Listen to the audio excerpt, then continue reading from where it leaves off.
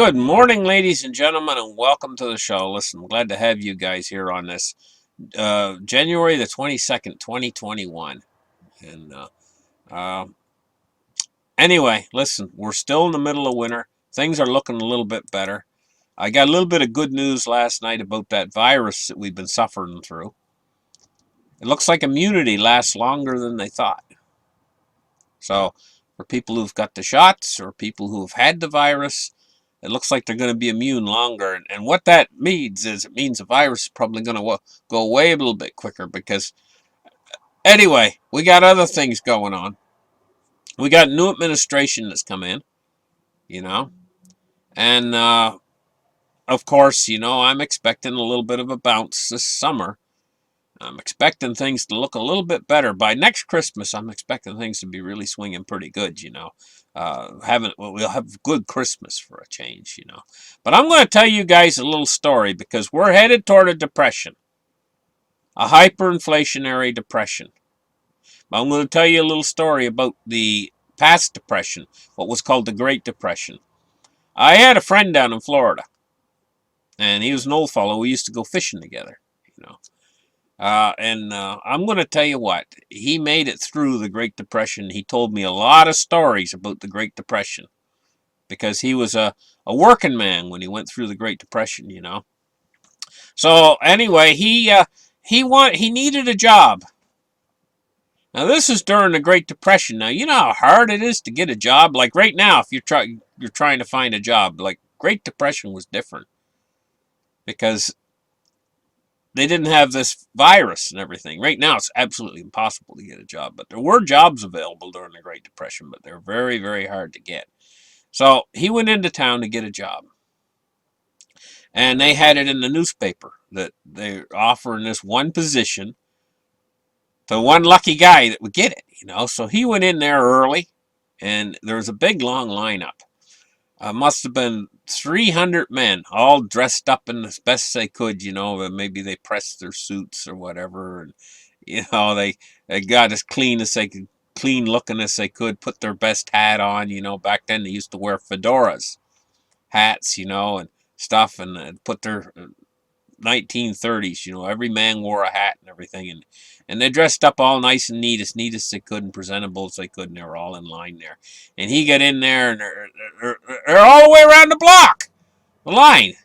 So he got in back of the line. And these guys are standing around, they're talking and stuff, and they get the newspaper ad, and I'm going to get this job, and they're all excited and everything.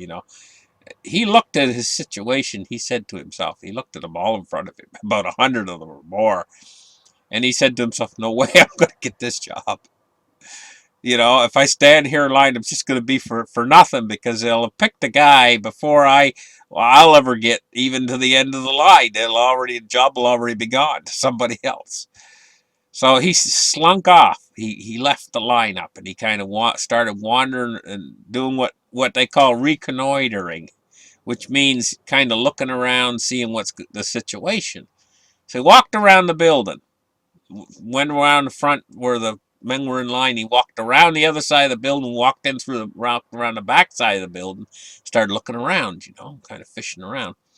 And he saw the back door was open to the building. So he walked right inside. And all those other guys were still out there in line. And he started poking around inside the back where the offices were and stuff. And he knocked on the door lightly, and he went in, and the guy said, come in. He went inside, and he said, who are you? He said to him.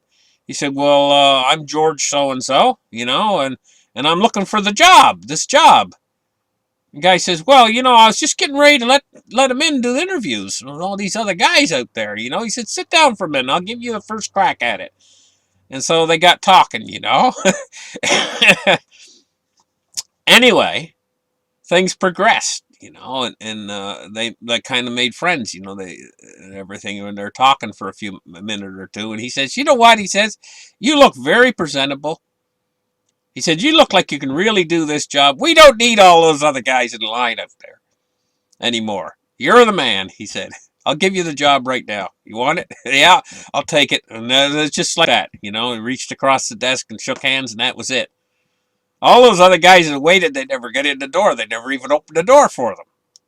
So he had a job in the Great Depression. And I think he said the job paid like $30 a week. Now, back in the Great Depression era, that was a dang good amount of money. Because during the Great Depression, what was happening is the dollar was becoming worth more and more. There's a lot of people out there that only work for 50 cents a day. Work all day long for 50 cents. But what you could buy with 50 cents back then is absolutely incredible during the Great Depression, how much you could buy with a dollar. A dollar was like $100 now, just $1 during the Great Depression. It's like tremendous buying power it had, and people were working for a lot less. Well, what he told me was he said that 30, no, I think he said 40. I think he said he was making $40 a week. He said that he paid his rent, ate like a king, bought any clothes he wanted, but had all kind, was able to pay for his car insurance, everything, pay everything off for $20 a week. It covered everything. $20 a week. Even his recreation and everything else. And he said I'd have $20 every week left over. He said, oh, that $40. And what he did was then he'd take those $40, and back in those days they had these silver dollars still out there. You could go to the bank and take your dollars in. They give you silver dollars. I think they were Morgans, or were they? Anyway, they were still actual silver dollars. They were still in circulation back at that particular period in time. And he used to go and take those $20 every week, and and put them in the silver dollars and drop them into a sock, put them away under his bed. So he kept doing that week after week, month after month, and he built up a rather. Now, when I knew him, he was an old man, you know, and he was still using that silver to live off of that he had saved during the Great Depression. So, a lot of people, if they use their heads, even in times like this, people can make out good if you use their head. Where a lot of people out there, that have the old way of thinking. Oh, I got to go. You got to get a college education. Everyone needs a college education. That's the old way of thinking. The new way of thinking, you got to be able to adjust on your feet really quick. You don't want to go into more debt. College education is just more debt. And it's not going to get... People don't care anymore if you got a college education. There's going to be lineups around the block for a job, just like it was during the Great Depression. And all of them got college educations. You know? That doesn't qualify you. What qualifies you for the job is smarts. That's what qualifies you for the job. And, I don't even think that the man that interviewed George even asked him about his credentials or college education or anything like that. And it works the same way today. They want somebody who's smart, intelligent, and is on the ball to do the job. College education doesn't mean what it used to mean at one time, And anyway, you got to be able to adjust quick. See opportunities coming. And there's going to be all kinds of new opportunities coming in this Great Depression that's coming.